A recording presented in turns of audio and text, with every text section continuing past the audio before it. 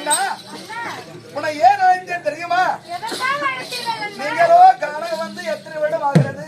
12 ஆண்டு வனவாசம் இன்றோடு முடிவடைகிறது அண்ணா. இதற்குள் திடீர் என்ன செய்தான் தெரியுமா? என்ன செய்தான் அண்ணா? காடு சென்ற நீங்கள் நாங்கள் உயிரோடு இருக்கின்றீர்களா அல்லது காட்டிலே மடிந்து போய் விட்டீர்களா என்று பெருத்த சந்தேகம் ஏற்பட்டு எனக்கு. அப்படியா அண்ணா? ஆக என்ன செய்தான் தெரியுமா? அதற்கு அங்கிருந்தவர்கள் என்ன தெரிவித்தார்கள்? அவசர கூட்டம் என்று ஒன்று ஏற்படுத்தினார். அவசர கூட்டத்திலே இருவேறு கருத்துக்கள் தோன்றிருக்கிறது. அப்படியா? இதான் பிடிக்கலானவர் பாண்டவருக்கு கண்ணல் மூலமாக இருக்கும்போது அவருக்கு எந்த குறை நின்றிருக்க அவர் தெரிவிக்க தவணை தெரிவித்தார். பாண்டவர் எட்டத்தில் இருக்கும்போது மூங்கிலோடு மூங்கில் உராய்ந்து காணக தீப்பற்றி எரிய அதிலே கருகி இருந்த பாண்டவர் என்று அவர் தெரிவித்து விட்டார். ஆமா அண்ணா, இருவரும் வெவ்வேறு கருத்துக்களை தெரிவித்திருக்கின்றார்களே, இதற்கு துரியனானவன் என்ன செய்தான்? சகுனி சொன்ன வெண்ணம் நீங்கள் துரியனுக்கு என்னாக வேண்டும்? பங்காளி முறை அண்ணா. பங்காளி ஆக வேண்டும் அல்லவா? ஆகையினாலே உங்களுக்கு வேண்டி காரியத்துக்கு ஆள் வைத்து விட்டிருக்கிறான். அப்படியா? என்ன தெரியுமா? என்ன நாள் அண்ணா? 9ஆம் நடப்பு 10ஆம் நாள் காரியம் நாள் வைத்து விட்டேன் அம்மா. உலகிலே யாராவது இருந்தால் 15ஆம் நாள் நடக்கும், 16ஆம் நாள் காரியம் செய்வதுதானே வழக்கம். இது என்ன புதியதாக இருக்கின்றது? ஏன் அப்படி செய்தான் தெரியுமா? ஏன் இப்படி செய்தான்? 10 நாட்களுக்குள்ளேயே காரியம் வைத்து விட்டானே. ஆனால் வைத்து விட்டாயானால் நீங்கள் இருந்திருந்தால் சொர்க்கம் போய் சேர முடியாது. அப்படியா? ஒருவேளை உயிரோடு இருந்தால் காரியம் செய்து நாட்டுக்கு போக முடியுமா? முடியாது. ஆகையால் வேண்டிதான் அப்பேற்பட்ட யோசனை கொண்டு நான் வைத்திருக்கிறான். ஆனால் அல்லவா நீங்கள் உயிரோடு இருக்கின்றோம் என்று தெரிவித்திருக்கிறார். அவர் சொன்ன வண்ணம் நீங்கள் உயிரோடு இருந்தால் அஜ்ஞாத காலங்களுக்கு காட்டை விட்டு நாட்டுக்கு வர வேண்டும் அல்லவா?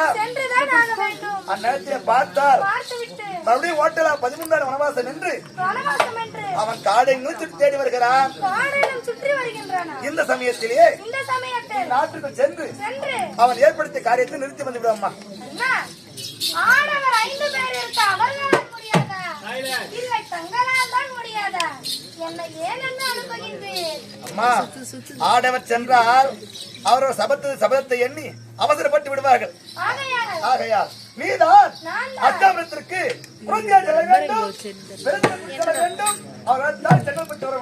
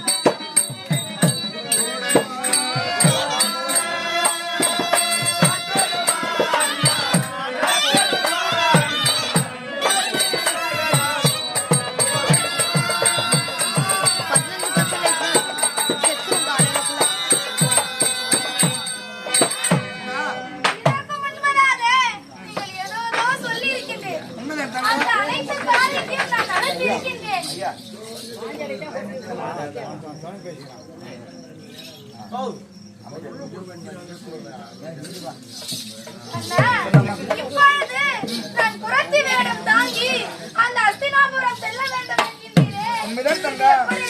தெரியுமா? அந்த நாட்டு மக்கள் அனைவரும் பாடி பச்சையே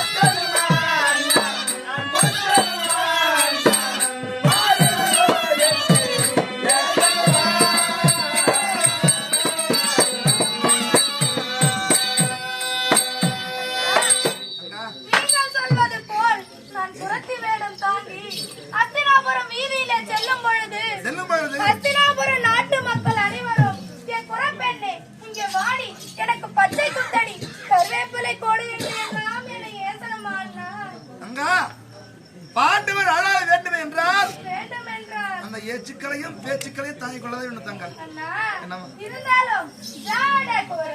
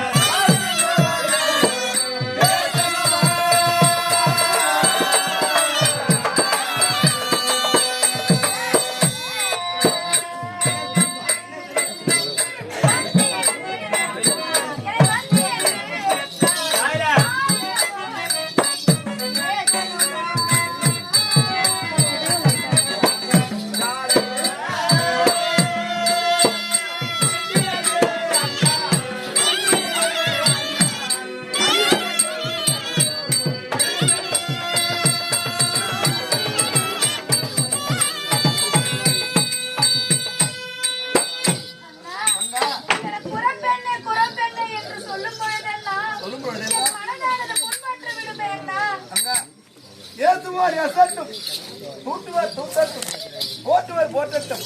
இதெல்லாம் எண்ணி வருத்தப்படாதே தங்கா. செல்வார் தங்கா. இதெல்லாம் இருந்தாலும் படுபாவி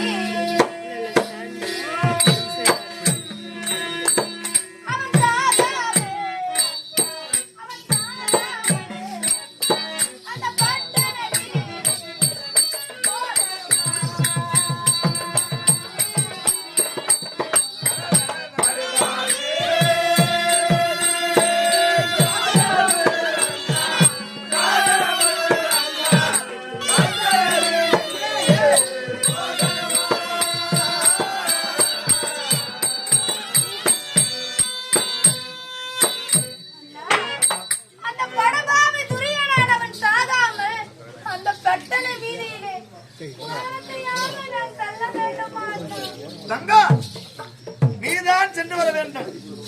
சென்று வருகிறாயா? என்னால் முடியாது, நீங்களே சென்று வாருங்கள் அண்ணா. நீதான் தங்க சென்று வர வேண்டும். இதற்கு சரியான ஆள் நீதான். சரி, நான் சென்று வருகின்றேன். சென்று வாமா. ஆனால் இப்படி எப்படி அண்ணா செல்வது? எதை பற்றி வருத்தப்படுகிறாய்? அண்ணா, இன்று 12 ஆண்டு வனவாசம் முடிவடைகிறது.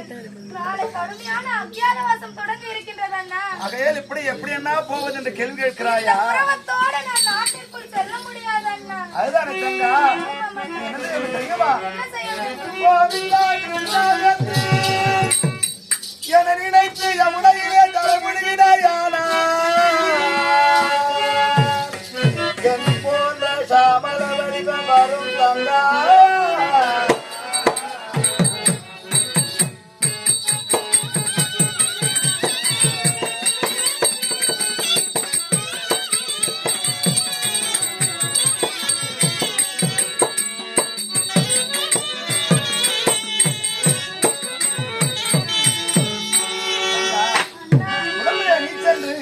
யமுனைக்கு சென்று முதல் முறையாக கோவிந்தா கிருஷ்ணா என்று நினைத்து தொழுது எழுதே. ஆனால் இந்த உருவம் போய் என் போன்ற சாமல வடிவம் தங்க உனக்கு.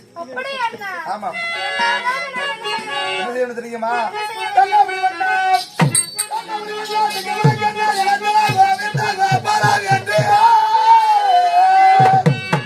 இரண்டாவது முறையாக என நினைத்து யமுனையிலே தலைமுழுவி எழுந்தாயானா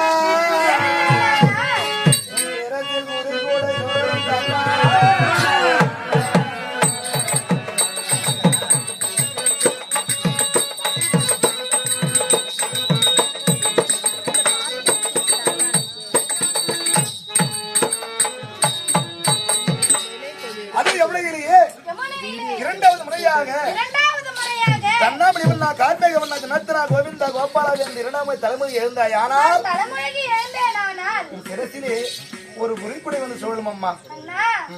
சாம்பல ரூபம் வந்து குறிக்கூடையும் வந்து விட்டது. ஆமாம் தங்கா. இருந்தாலும் ஒன்று அண்ணா. என்னம்மா?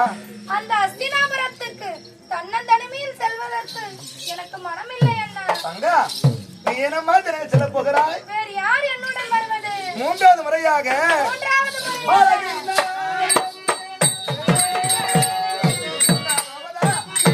யமுனையிலே சென்று